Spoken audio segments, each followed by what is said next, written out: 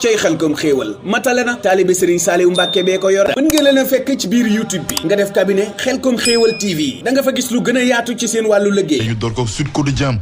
ñoo nekkoon ci ARP nekkoon nag waxtu wi daal ci tuuma ndax jàpp nañu daal ginnaaw coow li jib ci Softcare lu ji njaak ñooma ministre bi ñu dénk wàllu paj mi ci Sénégal moom nag jël na lépp xëpp leen ko. bu sukkandikoo ci Sud Quotidien Libération nag moom ñëw na ci mbir mu doy waar di mbirub Pierre Robert ñetti mineurs yoo xam ne waxtu wi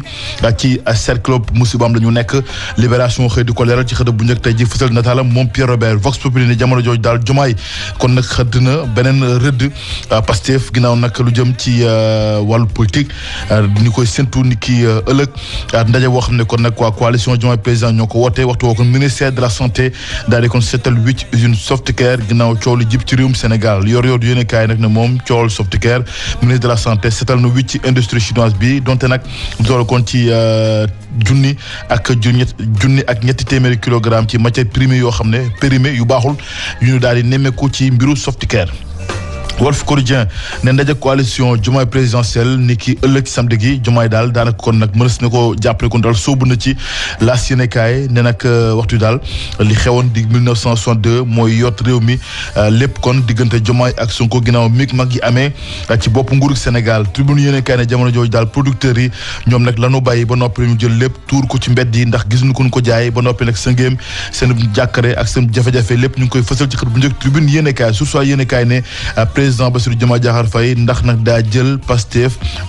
nekk kon dóor ko ci ginnaawam xool leneen ci kanamam lépp kon yëglekaay bi laaj la samp ginnaaw ñu koy séntu moom président ëllëg ci na jag coalition Diomaye président lu ci mënti am daal woo tekk ci kanamu ëttu attagaay ci kanamu enquête kat yi Cheikh Oumar Diagne ak Moussa Diop aljuma ak décisif bu nu sukkandikoo ci source ay yéenekaay l'Observateur ne Abdoulaye Fall waxtu yi kon nag ci guddi gu bët sa tegul la nekk ginnaaw ñuy contesté ay mbiram ci kanamu tas waaye tamit kaaf tamit teg ko gët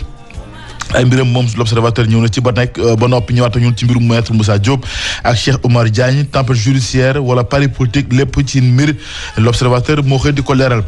rationalisation des agences loolee nag nekk chantier boo xam ne noppeegul premier ministre bu Sénégal Ousmane Sonko moo nataalam ci xët bu njëkk enquête yéen kaay beneen yëglekaay di Le Quotidien moom tam ñëw na ci état bu Sénégal seetal wi Softcare ginnaaw coow li amee ci seen mbir Les Échos yéen kaay ne nag producteurs yi daal rawatina kon producteurs yu ndaw yi ñoom ñëpp ñu jël loonu ba noppi daal di ko tuur ci route nationale numéro 1 ndax nee nañ ko daal gisuñu ku ñu ko jaay rax ci doole ko ñuy jànkonteel ay jafe-jafe yu metti ngir rek seen mbay mi ñu mën ko daal di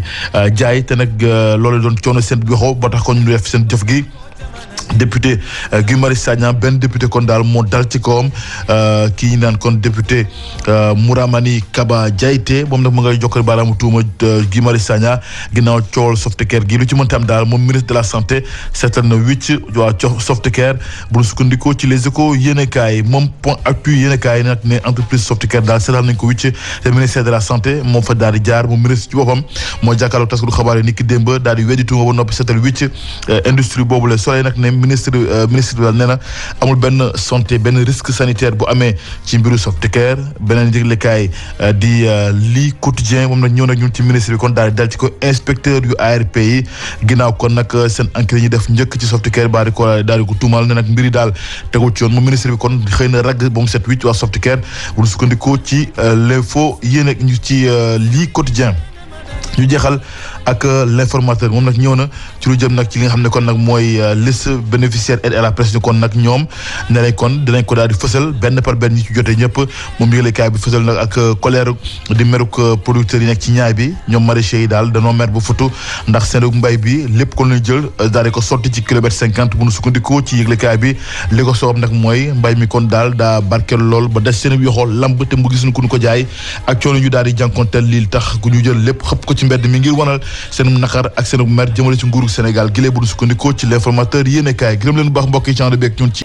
asalaamaaleykum wa rahmatulahi taala wa barakaatu waa cabinet Xelcom xéewal képp ku bëgg mbind mu sell te rafet jekk lool mbindum loxo mu taaru képp koo xam ni ittewoo nga ku la ko defal wooteel gaaw ci cabinet Xelcom xéewal ci 77 861 53 25 77 861 53 25 ñu ni ma DJ Mbaye normal la ñuy bind macha allah àddina bàyyi nañ ca xel ndax mbind ma dafay leer naññ te duñu bàyyi benn araf loxo la ñuy bindee ñu ni ko yàgg si xel bàyyi nañ ci xel seenu mbind mu jaar yoon set wecc leer bay leer xat tax na nag ñu duppee leen ay écrivain waa cabinet Xelcom xéewal loo bëgg ak nu mu mën di toll mën nañ la ko bindal numéro téléphone bi ngir yeneeni information 77 861 53 25 77 861 53 25 gérant ba di Seydina Ousmane Sourang taalibe Serigne Saliou Mbacke la bëgg boppam respecté ay nitam la ko ñëpp nawe ngir liggéeyam bu jaar yoon.